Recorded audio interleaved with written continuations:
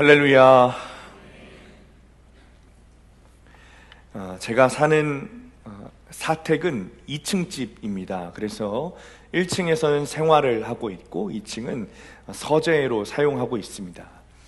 제가 매일 밤 이제 서재로 올라가서 설교 준비를 하고 책을 읽고 있으면 늘 아내 핸드폰으로 전화가 옵니다. 누구냐면 딸입니다.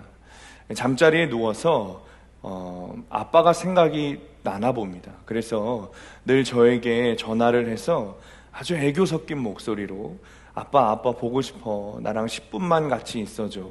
이렇게 얘기하는 거예요. 그러면 아무리 낮에 말을 안 듣고 소리를 빽빽 지르고 말갈량이처럼 굴어도 내려갈 수밖에 없습니다. 어떤 아빠가 그 목소리를 듣고 안 내려갈 수 있겠습니까? 그러면 제가 내려가서 아이를 꼭 안아주면서 아빠랑 같이 자자, 이마 코자라고 말하면 막 좋아서 제품에 안겨가지고 막 비빕니다. 그런데 한 10초가 지나면 아이가 말합니다. 아빠 10분 됐으니까 이제 올라가. 아니야, 아직 10초밖에 안 지났어. 아니야, 10분 됐으니까 이제 올라가. 너무 웃기기도 하고 귀엽기도 하죠. 이제 매일 그러니까 별로 큰 타격이 없는데 처음에는 굉장히 허탈한 마음이 들었습니다. 아빠에 대한 유통기한이 10초밖에 안 되는구나. 저는 편식을 하지 않습니다. 여러분 오해가 하나 있으시는데 제가 고기를 좋아하는 줄 아시는데 여러분 오해입니다. 저는 모든 음식을 좋아합니다. 다 잘 먹습니다. 어쨌든 고기를 좋아해요. 그래서 대형마트에 가면 늘 정육 코너에 들립니다. 왜냐하면 저는 먹는 것도 좋아하고 고기를 보는 것도 좋아합니다. 그래서 와이프가 장을 보고 있으면 여보 나 취미생활 좀 하고 올게 그래가지고 정육 코너를 가요. 그래서 좋은 고기가 나왔는지 어떤 부위가 어떻게 생겼는지 보고 만져보고 그런다는 거죠. 특히 색깔이 예쁜 고기가 있으면 이상하게 기분이 좋습니다. 그런데 할인 코너에 가보면 좀 색깔이 이상한 고기도 있다는 것이죠. 물론 다 그런 것은 아닙니다만 가끔 가다 보면 그런 색깔이 좀 변한 고기가 있어요. 상했다고 볼 수는 없지만 조금 상태가 좋지 않은 것이죠. 제가 이 고기 색깔에 예민한 이유가 있습니다. 신선도가 조금이라도 떨어지는 고기를 먹으면 제 몸에서 바로 반응이 옵니다. 특히 닭고기나 돼지고기 중에서 신선도가 떨어지는 고기를 입에 넣는 순간 제 윗입술 왼쪽에 두드러기가 납니다. 아주 정확합니다. 곧바로 반응이 와요. 그래서 만약에 제 입술에 두드러기 반응이 오면 그 고기는 유통기한이 지난 고기인 거예요. 여러분 음식에는 유통기한이 있습니다. 유통기한이라는 것은 사람들에게 유통할 수 있는 기간이죠. 그 기간이 지나면 사람들에게 팔면 안 되는 거예요. 유통기한이 지나면 문제가 있다는 것이죠. 실제로 몇 주 전에 유통기한이 지난 우유를 먹었습니다. 저희 집은 우유를 잘 소비하지 않습니다. 그래서 우유를 사면 유통기한이 될랑 말랑 할 때까지 가지고 있어요. 그날도 제가 냉장고 문을 열어보니까 우유가 있는 거예요. 근데 날짜를 보니까 딱 오늘까지인 거죠. 그래서 마침 배도 고프겠다 시리얼을 우유에 말아 먹었습니다. 아무 이상 없었습니다. 그리고 다음 날이 됐습니다. 이제 어제 먹은 시리얼이 또 생각이 나는 거예요. 그래서 제가 우유를 꺼내서 시리얼을 말아 먹으려고 하는데 뒤에서 누가 이야기를 하는 거죠. 그거 유통기한 지났어. 먹으면 안 돼. 당신 장이 민감해서 그거 먹으면 안 돼. 제가 어떻게 했을까요? 먹었죠. 어떻게 됐을까요? 배탈이 났죠. 여러분, 믿음에도 유통기한이 있습니다. 하나님의 말씀과 예수님의 복음에는 유통기한이 없지만 그것을 믿는 우리는 연약하기 때문에 우리의 믿음에는 유통기한이 있습니다. 우리 마음에 하나님을 두려워하지 않고 계속해서 우리 마음 가운데 말씀을 공급하지 않으면 그 믿음의 유통기한이 끝나고 우리의 믿음은 꺼져가는 등불처럼 되는 것이죠. 제가 정말 안타까운 것이 뭐냐면 큐티를 하고 훈련을 받고 양육을 하고 자기 죄를 보고 정말 말도 안 되는 적용을 하는 성도님들이 계십니다. 그런데 그렇게 생긴 믿음을 지키려는 마음이 없습니다. 정말 큰 적용을 했음에도 불구하고 그 믿음의 유통기한을 지켜내려고 하지를 않으니까 유통기한이 결국은 다해서 믿음의 등불이 사라지는 경우들을 본다는 것이죠. 너무나도 안타깝습니다. 더 안타까운 것이 뭐냐면 자기가 했던 그 한 번의 적용이 다 했다고 생각한다는 것이죠. 이제 됐다고 생각한다는 거예요. 그러니까 내 믿음이 식음에도 불구하고 옛 기억으로 다른 사람들을 가르친다는 거예요. 말씀으로 내 죄를 보는 것이 아니라 남의 죄만 계속 보는 거예요. 속회에서도 누군가 삶을 나누고 고난을 나누고 죄를 고백하면 나 역시도 말씀으로 내 죄를 고백하고 내 삶을 나누고 내가 적용한 것을 고백해야 하는데 그냥 가르치기만 합니다. 당신 이래서 문제고 저래서 문제고 하면서 얕은 믿음으로 그냥 처방만 하고 있는 것이죠. 믿음을 사용해서 엄청난 적용을 했던 것이 결국에는 말짱 도루묵이 되었다 이 말입니다. 믿음의 유통기한이 지나가 버린 것이죠. 그렇다면 내 믿음의 유통기한이 지났는가 안 지났는가 어떻게 알 수 있는가? 오늘 본문에 보면 알 수 있습니다. 18절 19절 말씀 함께 읽습니다. 시작. 교만은 패망의 선봉이요 거만한 마음은 넘어짐의 앞잡이니라. 겸손한 자와 함께하여 마음을 낮추는 것이 교만한 자와 함께하여 탈취물을 나누는 것보다 나으니라. 아멘. 여러분의 음식의 유통기한이 지나면 바로 티가 납니다. 냄새가 나죠. 색이 변하고 파리가 꼬입니다. 반드시 티가 납니다. 눈에 보이지 않아도 냄새를 맡아보면 쉰내가 나는 거예요. 상한 거죠. 그럼 어떻게 해야 돼요? 우리는 그 상한 것을 도려내야 됩니다. 과일을 보면 여러분 갑자기 한순간에 상하지 않습니다. 사과에 흠이 생기고 조금 물렀다면 그것을 얼른 도려내면 됩니다. 그런데 그 흠이 난 것을 수일 반치하다 보면 전체가 상하고 곰팡이가 나고 구더기가 나오는 것이죠. 방을 치울 때도 똑같습니다. 조금 더러울 때 바로 치우고 쓰레기를 버리면 금방 깨끗해집니다. 그런데 더러운 대로 하루 이틀 쌓아두고 또 쓰레기를 쌓아두다 보면 걷잡을 수 없게 더러워진다는 것이죠. 여러분 타이타닉이라는 배 잘 알고 계시죠? 영화로도 잘 알고 계실 겁니다. 유람선이죠. 엄청 유명한 유람선입니다. 이 타이타닉의 별명이 뭐였냐면 불침선입니다. 불침선. 그게 뭔 뜻인가? 절대 가라앉지 않는 배라는 뜻이죠. 그런데 항해를 시작하고 5일 만에 타이타닉호 앞에 빙산이 나타났습니다. 해안 통제소로부터 타이타닉에 무전이 왔습니다. 빙산이 내려오고 있으니 방향을 트십시오. 그러나 타이타닉호의 그 항해사가 무전을 무시했어요. 왜? 타이타닉호를 너무 신뢰한 겁니다. 그리고 빙산이 눈앞에 보이기 시작하자 그제서야 선장에게 가서 무전에 대해서 이야기를 하는 겁니다. 선장님, 전방에 빙산이 있다는데 어떻게 하면 좋을까요? 설마 이 타이타닉호가 빙산 따위에 무너지게 하겠습니까? 그러자 선장도 항해사의 말에 맞장구를 칩니다. 이렇게 말했다고 합니다. 하나님이라도 감히 이 배를 어찌할 수 없을 걸세. 그리고 타이타닉호는 비참한 운명을 맞이했습니다. 여러분, 믿음의 유통기한이 지나면 나타나는 것이 무엇인가? 교만해집니다. 교만은 내 생각이 옳다고 생각하는 것입니다. 하나님이 100% 옳으시다라는 것을 믿는 것이 그리스도인의 믿음인데, 믿음의 유통기한이 지나고 교만해지기 시작하면 하나님이 옳으신 것이 아니라 내가 옳다고 생각하는 교만함이 나타나기 시작하죠. 이 교만을 얼른 도려내지 않으면 내 마음이 더 썩어지게 됩니다. 곰팡이를 두면 점점 더 퍼지고 과일에 흠이 난 것을 그냥 두면 전체가 상하듯이 교만함을 그냥 두면, 교만을 도려내지 않으면 결국에 어떻게 되는가? 거만해진다는 거예요.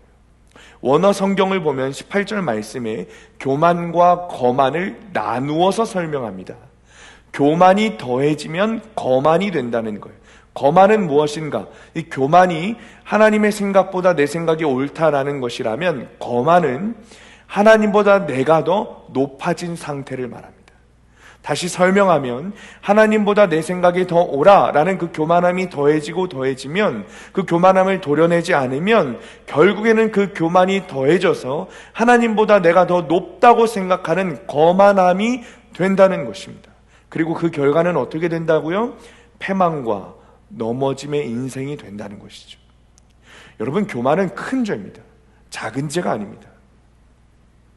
기독교 변증가 C.S. 루이스가 이런 말을 했습니다. 교만에 관해서 이런 말을 했습니다. 교만에 비하면 다른 죄는 벼룩에 물린 자국과 같다. 그러니까 다른 죄는 교만에 비하면 벼룩에 물린 정도로 아주 작은 죄라는 거예요. 무슨 뜻이죠? 교만이 엄청나게 큰 죄라는 겁니다. 저희 사택 문 앞에 보면 여러 나무가 있습니다. 다 괜찮은데 그 중에 문을 가로막고 있는 단풍나무 3그루가 있습니다. 솔직히 말하면 그 단풍나무 좀 잘라내 버렸으면 좋겠어요.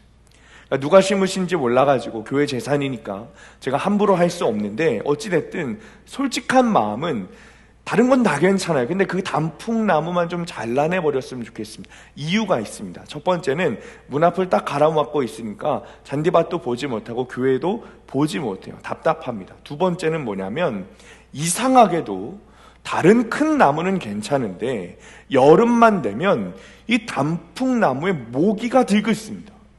왜 그런지 모르겠습니다. 여름이 되면 정말 소름이 끼칠 정도로 단풍나무에 수백 마리의 모기가 드글드글합니다. 그리고 그 모기가 좀독한 것이 아닙니다.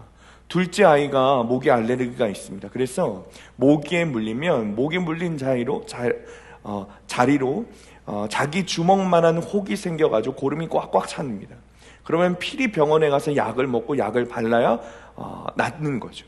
그러니까 여름만 되면 모기와의 전쟁인데, 특히 그 단풍나무에 있는 모기를 보면 소름이 끼치는 거예요. 그러니까 이 모기란 놈이 어떻습니까? 여러분 잘 보입니까? 잘 보이지도 않습니다. 엄청 작습니다. 그런데 그 작은 놈에게 한 방 탁 물리면 얼마나 고통스러운지 모르는 거예요. 자면서도 귓가에 앵앵거리면 얼마나 스트레스를 받습니까? 특히 모기에 물리면 진짜 짜증나는 곳이 있습니다. 여러분 어디죠? 손가락. 손가락 끝에 모기를 물리면 그 피도 없는 손가락 끝에 왜 모기가 무는지, 여러분 거기에 모기 물리면 엄청 고통스럽습니다. 그러니까 잘 생각해보면 모기에 물린 자국도 사람을 이렇게나 고통스럽게 하는데, 다른 죄는 교만에 비하면 벼룩에 물린 것과 같다. 그렇다면 이 교만이라는 죄는 사람들의 영혼에, 내 영혼과 생명과 내 구원에 얼마나 큰 고통과 타격을 주는지 모른다는 것이죠. 그래서 하나님께서 교만이 패망의 선봉이다라는 것을 우리가 깨닫는 것입니다.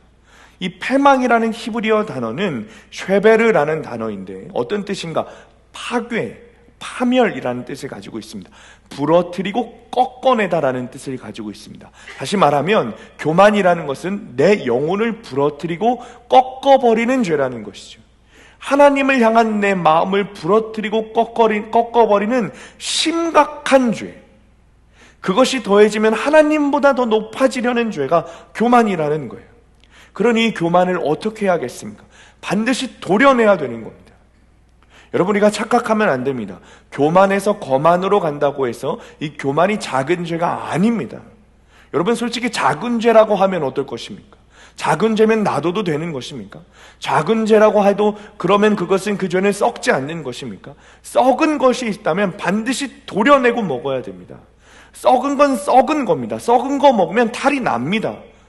여러분, 먹을 것 썩으면 내 육체를 사랑하는 마음으로 잘도 도려내서 먹으면서 내 영혼을 썩게 하고 내 생명을 깎아먹는 교만은 왜 보고도 도려내지 않는지 이해가 되지 않습니다.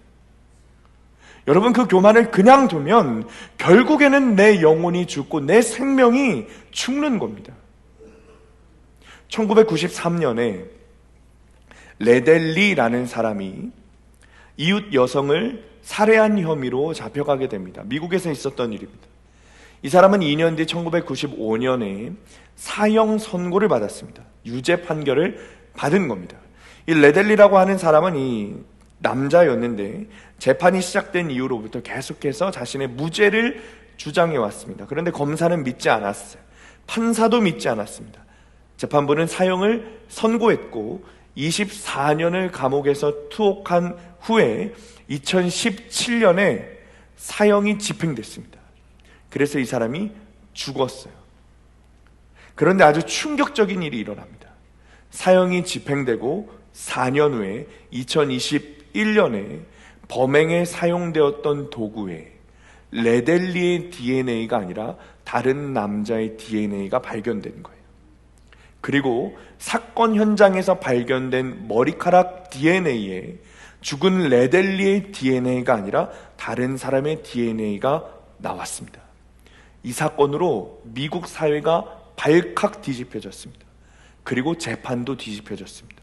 레델리가 아니라 사건 현장과 범행 도구에서 나온 그 DNA의 주인이 범인일 것이다. 레델리는 죽었습니다. 사형으로 죽었습니다. 이게 무슨 말인가 하면 자기가 옳다고 생각하는 사람들의 교만으로 말미암아 애꿎은 사람이 죽었다는 것입니다. 이 사건은 단순히 검사가 잘못 판단하고 판사가 잘못 판단한 것이 아닙니다. 교만입니다.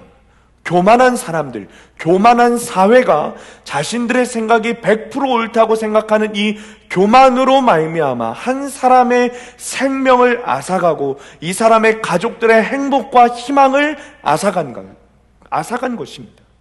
여러분, 교만은 이런 것입니다. 내가 옳다고 생각하는 그것으로 나를 죽이고 남도 죽이는 것이 교만입니다.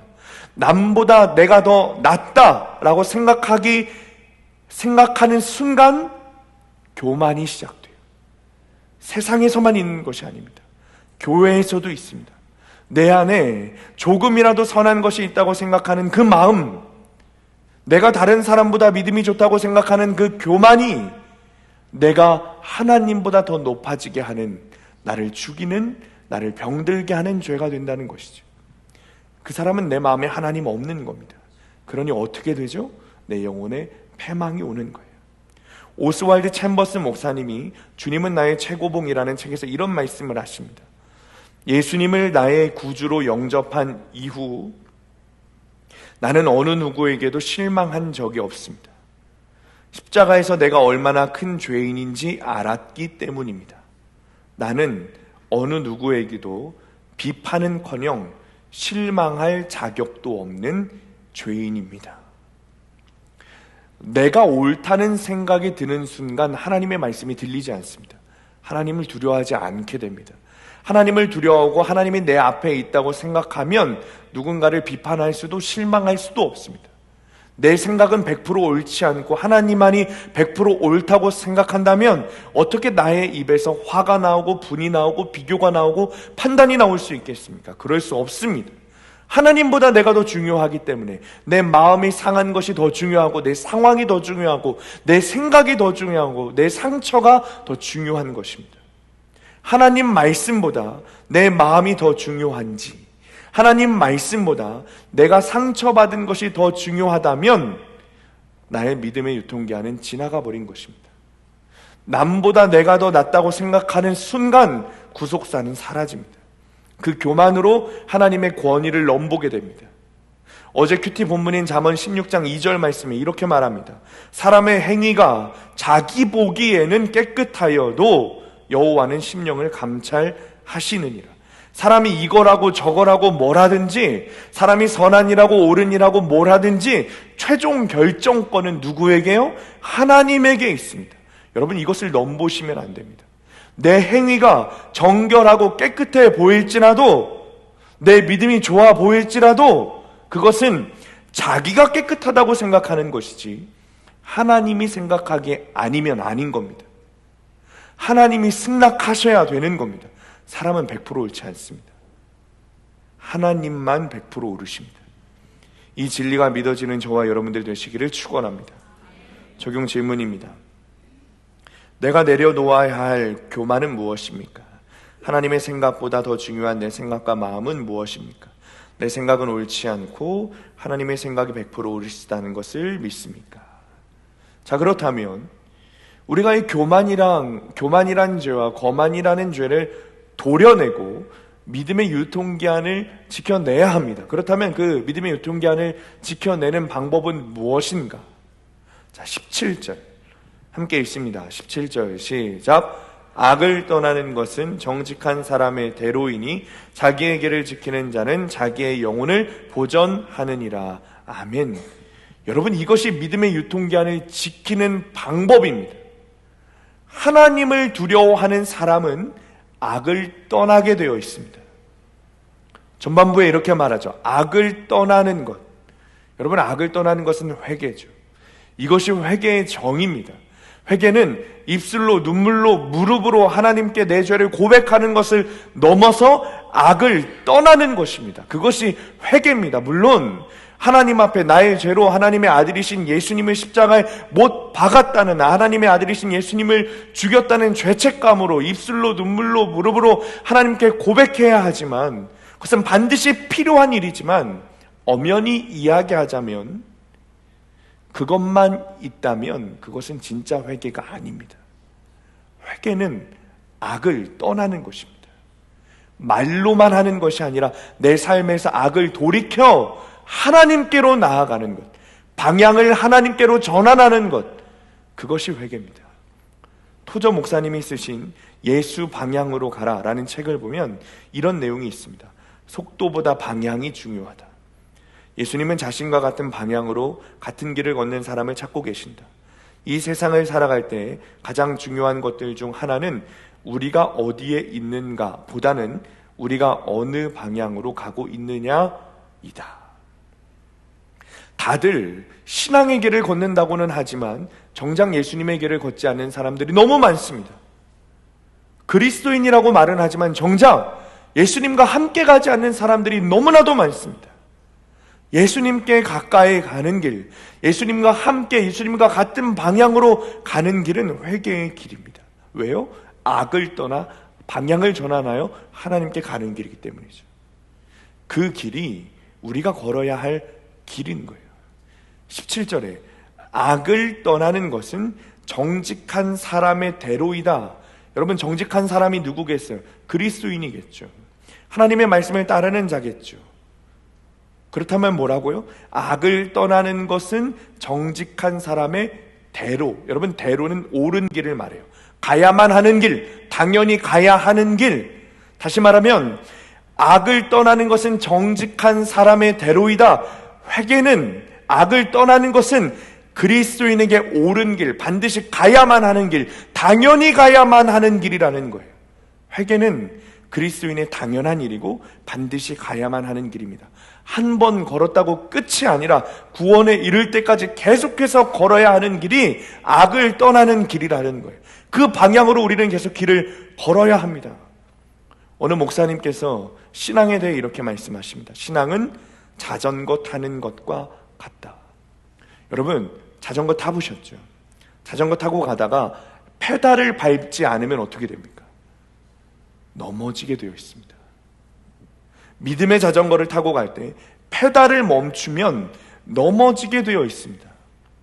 여러분, 페달을 한 번 구르면 자전거가 끝까지 갑니까? 그렇지 않습니다. 계속해서 회개의 페달을 밟아야 되는 것. 매일의 삶에서 계속해서 말씀으로 내 죄를 보고 회개해야 하는 일이 반드시 있어야 내 믿음의 유통기한을 지킬 수 있는 것이죠. 17절 후반부에 자기의 길을 지키는 자라고 했습니다. 자기의 길이 뭐라고요, 여러분? 악을 떠나는 길, 회개의 길이죠. 그 길을 지키는 자에게 어떤 일이 있습니까? 자기 영혼을 보존하는 일이 생깁니다. 성경은 우리에게 계속해서 설명하고 있고 구원의 길을 가르치고 있습니다. 악을 떠나는 길, 회개의 길을 지켜내는 것이 믿음의 유통기한을 지키는 것이고 우리의 영혼을 보존시키는 일이다. 요즘 세상에 얼마나 가짜 복음이 많은지 모릅니다. 세상에 수많은 교회가 있고 수많은 성도들이 있지만 이름뿐인 교회와 이름뿐인 성도들이 얼마나 많은지 모릅니다. 회개 없는 가짜 복음을 말합니다. 악을 떠나는 것이 아니라 악을 가르치는 교회들이 있습니다. 우리는 악을 떠나는 길, 회개의 길을 지켜내야 합니다.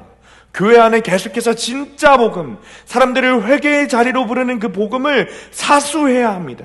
그리고 실제로 우리 안에 회개의 영이 부어지고 우리의 삶에서 회개의 역사가 일어나야 합니다. 그래야 우리 안에 영생이 있고 구원이 있고 천국이 있는 줄 믿습니다. 큐티를 하다 보니 한 가지 문제점을 발견했습니다. 내가 하고 싶은 회개만 하는 거예요. 부담되는 죄는 회개하지 않습니다. 더 즐기고 싶은 죄는 회개하지 않습니다. 회개를 하려면 여러분, 하나님이 말씀하시는 것을 회개해야 합니다. 20절 말씀 함께 있습니다. 20절 시작. 삼가 말씀에 주의하는 자는 좋은 것을 얻나니 여호와를 의지하는 자는 복이 있느니라. 아멘. 삼가 말씀에 주의하는 자. 여러분, 말씀에 주의한다라는 것은 말씀 한 절 한 절에 집중한다는 뜻입니다. 그리스도인은 말씀대로 사는 사람이고, 말씀대로 사는 사람이 그리스도인의 기본 중에 기본이라는 것을 믿는다면 그 사람은 반드시 큐티를 하게 되어 있습니다. 그런 의미에서 큐티는 어떤 프로그램이 아니라 본질 중에 본질이죠. 그리스도인이 말씀을 묵상하지 않는다면, 그래서 말씀대로 살아가지 않는다면 그 사람은 그리스도인은 아닙니다. 그런데 문제는 큐티를 하는 우리도 내 맘대로 큐티를 할 때가 있다는 것이죠. 큐티 본문을 쭉 읽고 내가 묵상하고 싶은 구절만 뽑아서 묵상합니다. 큐티는 그렇게 하는 것이 아닙니다. 삼가 말씀에 주의하여 말씀 한 절 한 절에 집중하여 큐티하는 거예요. 1절부터 10절까지 있으면 1절부터 10절까지 묵상하는 거예요. 내 마음에 불편한 말씀, 피하고 싶은 말씀이라고 얼렁뚱땅 넘어가서는 안 됩니다. 여러분, 불편한 말씀이라고 묵상하지 않고 얼렁뚱땅 넘어간 그 말씀에 여러분을 향한 하나님의 마음이 담겨져 있습니다. 반드시 그렇습니다. 하나님은 내가 넘어간 그 말씀을 통해 여러분의 죄를 회개하게 하시고 돌이키게 하실 것입니다. 내 기분만 좋게 하는 큐티를 하려면 여러분 하지 않는 것이 좋습니다. 그것이야말로 프로그램이고 그것이야말로 기복신앙입니다. 반드시 말씀 한 절 한 절에 집중해야 합니다. 저는 가전제품을 사든지 가구를 사든지 하면 요즘에 그 이케아라는 데 가면은 가구를 사는데 다 조립돼서 오는 게 아니라 각자 소비자가 조립을 해야 합니다. 그런 데서 이제 가구를 사서 오면 박스를 뜯자마자 제가 하는 일이 있습니다. 뭐냐면 설명서를 봅니다.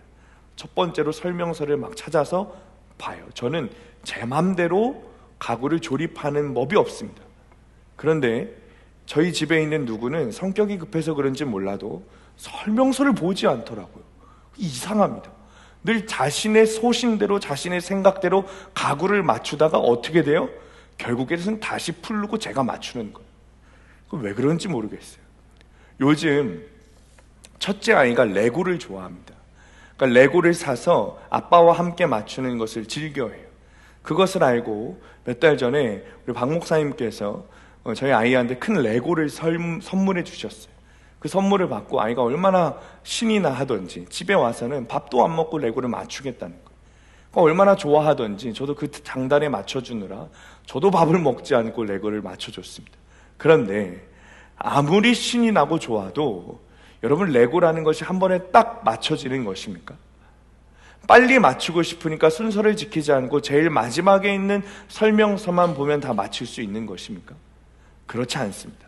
1번부터 10번까지 설명서가 있다면 절대적으로 1번부터 차곡차곡 순서대로 맞춰야 합니다. 1번에서 5번으로 넘어갈 수 없습니다. 절대 그럴 수 없습니다. 1번을 했으면 2번, 2번을 했으면 3번으로 넘어가야 합니다. 그렇게 순서대로 다 맞춰야 레고를 정상적으로 완성할 수 있습니다. 말씀을 묵상하는 것도 마찬가지입니다. 1절이 불편하다고 2절로 넘어가고 2절이 불편하다고 3절로 넘어가면 제대로 묵상할 수 없습니다.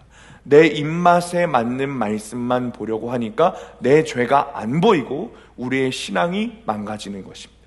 주일에 교회 학교의 한 아이가 계단을 막 2칸, 3칸씩 넘어가는 거예요. 내려가는 거죠. 그리고 마지막에는 한 4칸을 점프해서 내려가는 거예요. 제가 그 모습을 보고 깜짝 놀라가지고 안 돼, 하나씩 천천히 내려가야지, 안 그러면 다친다. 그러니까 아주 씩씩하게 네 목사님 하고는 2칸씩 또 내려가요. 2칸씩 3칸씩 또 점프를 하더라고요. 그러니까 결국에 1층 계단에서 넘어졌어요. 여러분, 차를 운전하다 보면 울퉁불퉁한 곳일수록 더 천천히 집중해서 운전해야 됩니다. 비포장도로를 고속도로 달리듯이 달리면 차도 망가지고 그 안에 타 있는 사람도 망가지는 거예요. 마찬가지입니다. 큐티를 하다가 불편한 말씀이 나오면 쌩 하고 지나가지 마시고 오히려 더 천천히 집중해서 묵상하시기 바랍니다. 거기서 내 죄를 찾을 수 있고 거기서 하나님의 마음을 느낄 수 있는 거예요. 그러면 그때 회개의 문이 열리기 시작하는 것이죠. 많은 분들이 큐티를 하면서 어렵다고 말씀하십니다. 가만히 보니까 큐티를 한다고 하시면서 어려운 이유가 큐티를 하는데 큐티를 하는 것이 아니라 설교를 준비하고 계세요. 여러분 보니까 본문의 의도를 파악하고 이 말씀을 어떻게 해석하면 옳게 해석하고 그러면서 하시는 말씀이 저희가 그걸 어떻게 합니까? 그거 못합니다. 잘 말씀하셨습니다. 그걸 일반 성도님들이 어떻게 하십니까? 그건 신학을 전공한 설교자들이 하는 일이에요. 그러니까 의사만 수술을 하는 이유가 있습니다. 의사가 의학을 전공했기 때문에 의사만 수술을 하는 겁니다. 목사만 설교를 하는 이유가 있습니다. 목사가 신학을 전공했고 전문가이기 때문에 목사만 설교를 하는 겁니다.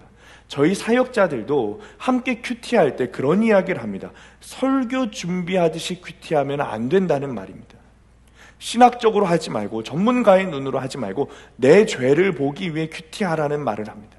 목사의 눈이 아니라 설교자의 눈이 아니라 하나님 자녀의 눈으로 하나님 아버지께서 가르쳐 주시는 마음을 느끼고 내 죄를 발견하기 위해 큐티해야 된다는 거예요. 그래야 내 영혼도 살고 내 가정도 살고 우리 교회도 사는 것이죠. 이 땅에 유명했던 설교자들이 무너지는 경우를 여러분 얼마나 많이 봅니까? 왜 그렇다고 생각하십니까? 설교를 위해서 성경은 보는데 말씀 안에서 내 죄는 못 보는 거예요.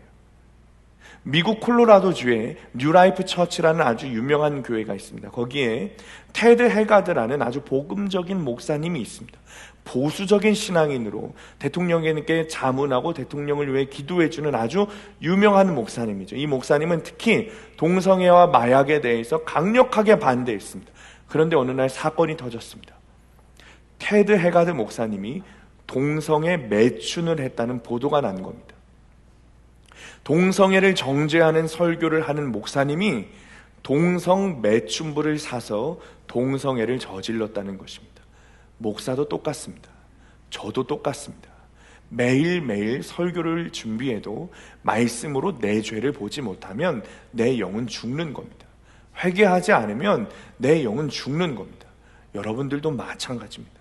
말씀을 통해 내 죄를 봐야 됩니다. 이건 누가 해줄 수 있는 게 아닙니다. 내가 말씀 보면서 나에게 들려주시는 하나님의 말씀으로 내 삶을 해석해야 합니다. 계속 읽고 단어에 동그라미 치면서 거기서 계속 묵상하면서 내 죄를 찾아야 합니다. 그리고 어떻게 하면 회개할 수 있을까? 어떻게 하면 이 죄를 내 삶에서 다시 짓지 않을 수 있을까? 어떻게 하면 적용할 수 있을까? 살아낼 수 있을까? 고민해야 됩니다. 그러면 어떤 일이 일어나는가? 20절 함께 한 번 더 읽겠습니다. 20절 시작. 삼가 말씀에 주의하는 자는 좋은 것을 얻나니 여호와를 의지하는 자는 복이 있느니라. 아멘. 여러분 좋은 것을 얻게 됩니다. 복을 받게 됩니다. 여러분 그 복은 내 생명, 내 영혼을 살리는 복입니다.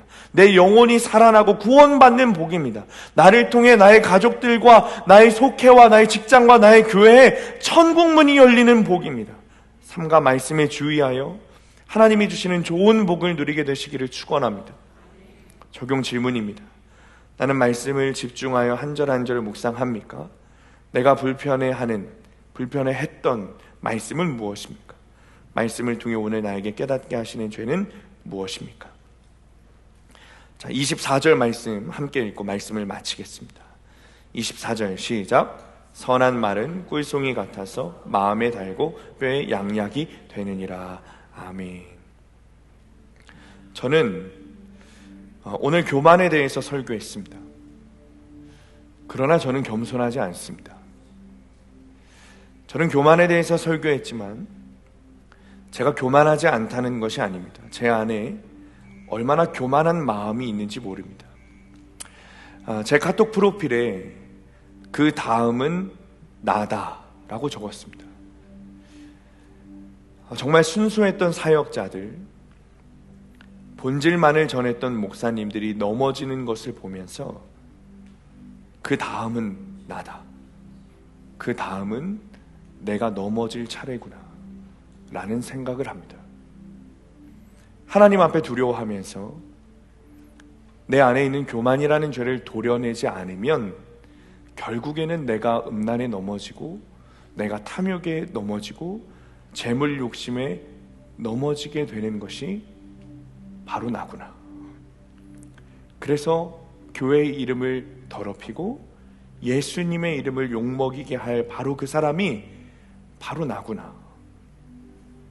하나님 앞에서의 그 두려움을 계속 생각하게 됩니다. 여러분, 회개하는 것은 정말 아픈 일입니다. 말씀으로 내 죄를 보는 일은 아픈 일입니다. 그러나 바로 그 말씀이 우리의 양약입니다.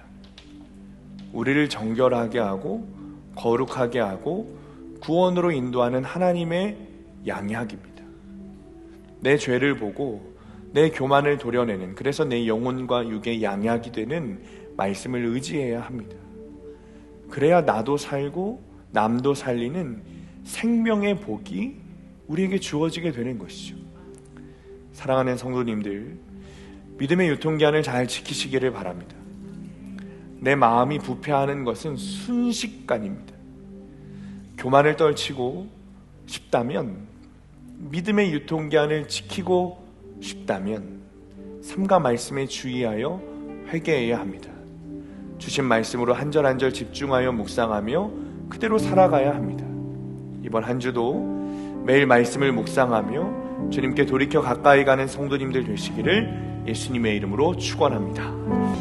우리 이 시간에 17절 말씀 붙들고 함께 기도하겠습니다.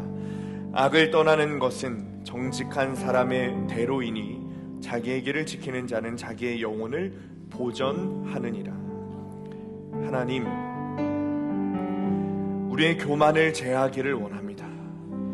우리 안에 있는 헛된 모든 마음들을 성령의 불로 태워 주옵소서. 아멘. 하나님이 아니라 내가 옳다고 생각하는 마음을 불로 태워 주옵소서. 아멘. 하나님보다 내가 더 높다고 생각하는 교만함과 거만함을 하나님 성령의 불로 제하여 주옵소서. 아멘. 이제는 철저히 주님 앞에 회개하기 원합니다. 아멘. 하나님 말씀으로 내 죄를 보고 악을 떠나기를 원합니다. 아멘. 하나님께 돌아가기를 원합니다. 아멘. 주님, 내 영을 깨끗게 하여 주옵소서. 아멘. 성령님, 내 영을 깨끗게 하여 주옵소서. 아멘. 성령님, 내 자아를 십자가에 못 박게 하여 주옵소서. 아멘. 이 시간에 주님 이름 부르시고 하나님께 우리의 악을 떠나겠노라 고백하며 기도하겠습니다.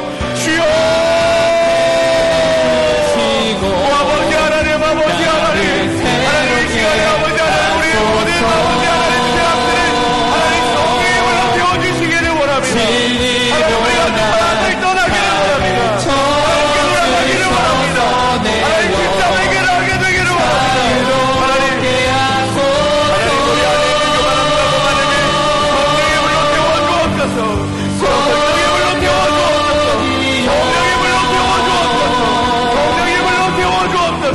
하나님, 하나님 회개하기 원합니다. 진짜 하나님께 돌아가기 원합니다. 이제는 악에서 떠나게 되기를 원합니다. 이제는 악에서 떠나게 되기를 원합니다. 이제는 악에서 떠나게 되기를 원합니다. 하나님, 말씀으로 내 죄를 보게 하여 주옵소서. 말씀으로 내 죄를 보게 하여 주옵소서. 말씀으로 내 죄를 보게 하여 주옵소서. 아버지의 죄를 통하여서 아버지 하나님 그 죄를 주님 앞에 무릎 꿇고 통해자 목까지 회개하게 하시고 하나님 입술로만 고백하는 것이 아니라 하나님 정말 내 삶을 하나님 앞에 나아가는 귀한 내 자리가 되게 하여 주옵소서. 하나님, 우리의 삶을 돌이키게 되기를 원합니다. 우리의 삶이 아버지 이제 내 삶의 세상으로 변하게 되기를 원합니다. 하나님, 주님의 말씀을 우리에게 들려주시니 아버지가 말씀을 우리에게 하나님께 나아가는 역사 있게 하여 주옵소서. 하나님, 하나님, 하나님, 하나님, 이제 나를 떠나기를 원합니다. 하나님, 돌아가게 하시옵소서. 하나님께 돌아가게 하시옵소서. 하나님, 돌아가게 하시옵소서. 아버지 하나님, 제 말씀에 주의하게 하시옵소서. 하나님의 말씀이 나의 양의 힘이 깨닫게 하시옵소서. 주의 말씀을 먹게 하여 주옵소서. 주의 말씀으로 생명을 누리게 하시옵소서. 주의 말씀으로 구원을 누리게 하여 주시옵소서. 온전히 주님 안에, 온전히 주님 안에, 온전히 주님 안에, 온전히 주님 안에 거하게 하나님 무슨 자의 은혜 안에 차릴 수 있도록 내 역사하시고 인도하여 주옵소서. 주 아버지 하나님 역사하시옵소서. 하나님 감사합니다. 우리에게 진리의 말씀을 들려주시니 감사합니다. 진리의 말씀으로 우리를 깨닫게 하시니 하나님 감사합니다. 하나님, 악을 깨닫고 하나님께 돌아가게 하여 주옵소서. 회개하여 주님께 돌아가기를 원합니다. 우리 안에 있는 교만함과 거만함이 불로 태워지게 되기를 원합니다. 말씀에 집중하여 말씀에 주의하여 내 죄를 깨닫게 하시고 회개의 길을 지켜 영원한 생명을 보존하는 역사가 우리 안에 있게 하여 주옵소서. 하나님의 말씀이 우리에게 양약이 되듯이 아버지, 나의 죄의 고백과 나의 수치의 고백과 나의 간증들이 다른 이들에게 약재료가 되게 하시고, 그리하여 가정에서, 직장에서, 교회에서 구속사의 열매가 맺어지게 하여 주옵소서. 이제는 우리를 지으시고 아시는 하늘 아버지 하나님의 사랑하심과 우리의 길이 되시는 예수 그리스도의 은혜와 생명으로 역사하시는 성령님의 능력이 말씀으로 악을 떠나 믿음의 유통기한을 지키고 자기 영혼을 보존하기를 간구하며 나아가는 모든 성도들 머리머리 위에, 이들의 가정과 일터와 학업 위에, 그리고 사랑하는 수함교회 위에 영원토록 함께 하시기를 간절히 축원하옵나이다. 아멘.